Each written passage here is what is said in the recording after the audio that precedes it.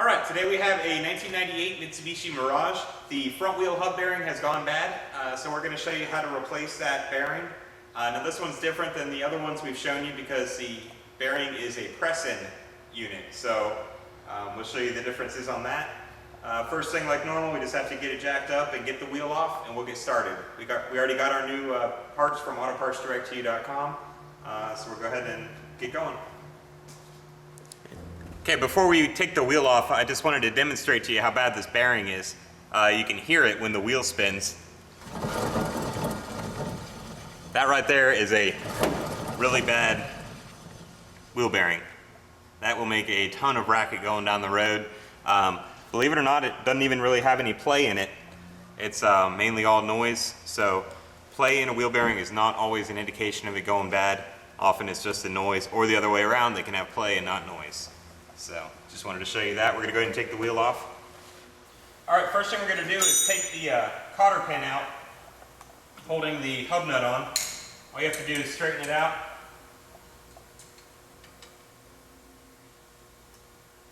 Using some pliers, and then pull it straight out.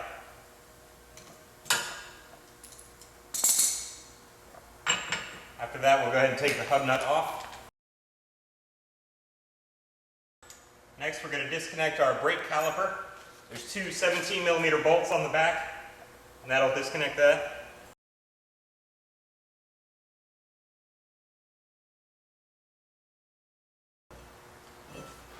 Now we're going to want to hang this caliper up. I'm going to go grab a bungee. I want it up here. Alright, we're just going to tie the caliper up out of the way. Just going to loop it around the coil spring here.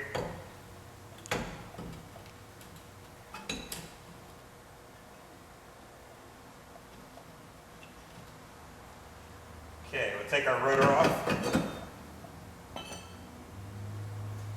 Now our goal, what we're trying to do is take off this whole steering knuckle because we're going to bring the assembly to a shop that can press this in. So we're just unbolting everything around the steering knuckle. We have this little clip here that holds the brake line in. That just pulls right off. And the brake hose unclips from there. Now we've got our two strut attaching bolts here.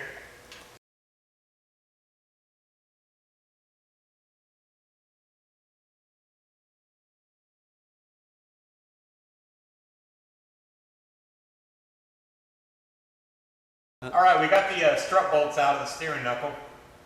Next thing we're going to do is take the tie rod off. Same deal, there's a cotter pin. Just pull that off, and then there's a nut on the base of that. The next thing, easiest way to disconnect this tie rod is to hit it with a hammer right on the knuckle part. We'll usually let it separate real easy.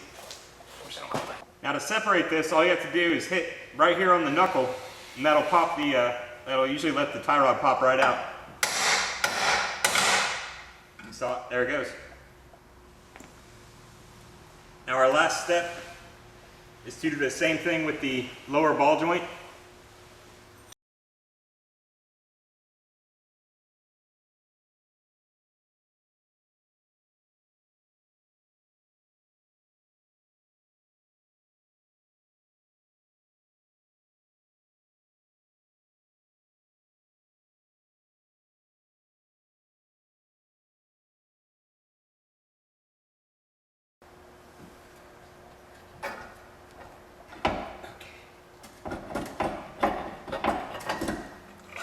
You can see we got the axle out of there.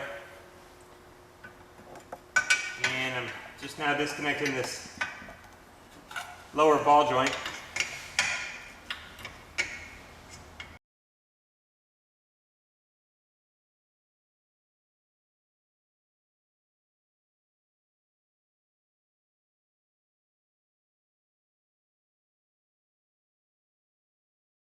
Now we're going to hit that with a hammer and try to separate that joint as well.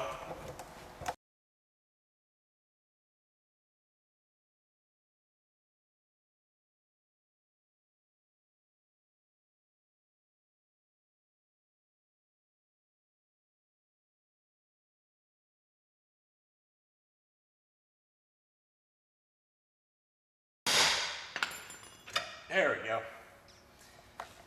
All right, now we have the knuckle off. Again, you can hear the bearing is just destroyed.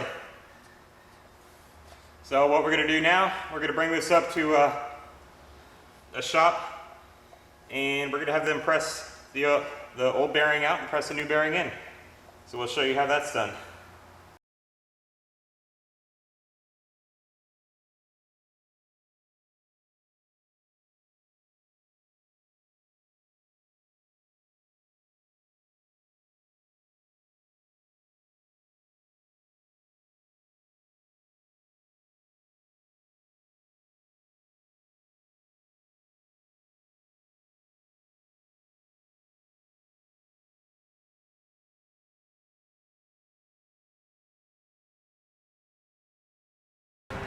All right, we're here at Beachside Automotive. They're installing our new bearing for us. So we're just waiting. Our buddy Steve's taking care of that for us. And it looks like he's just about done.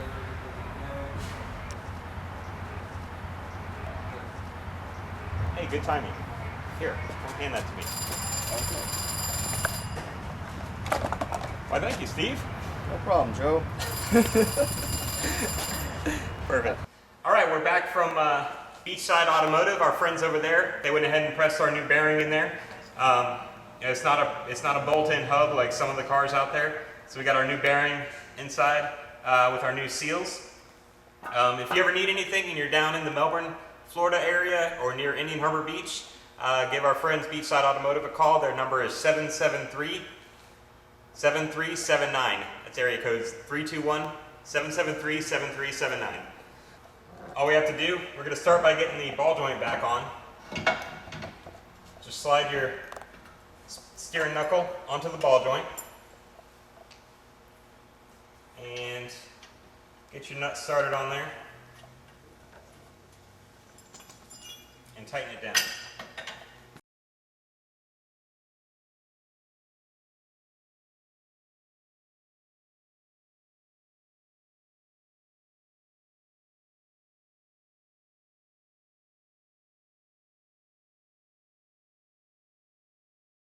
All right, before you put this back together, you want to go ahead and have this smooth part of your axle shaft on this car fits inside the seal that we installed, well, we had Beachside Automotive install for us. So you want to go ahead and have that clean and put some grease around there.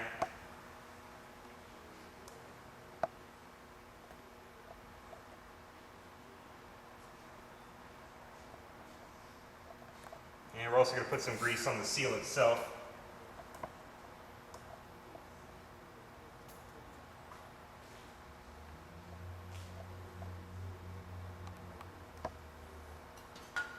All right, all we have to do now is slide our axle shaft back into the hub.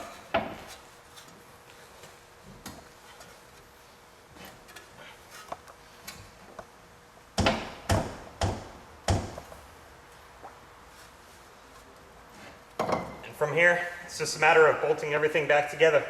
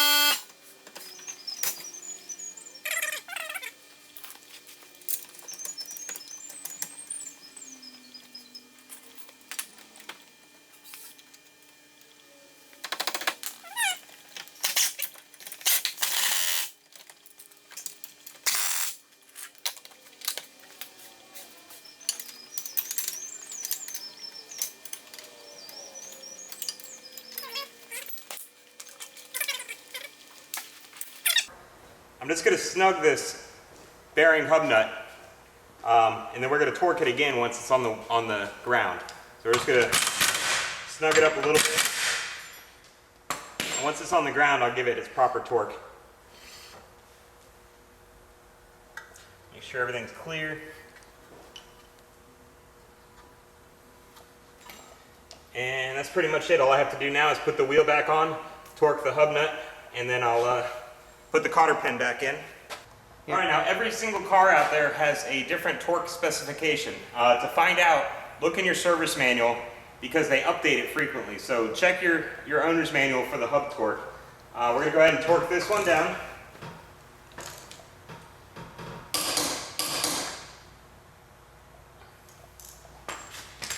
And we're going to install our cotter pin.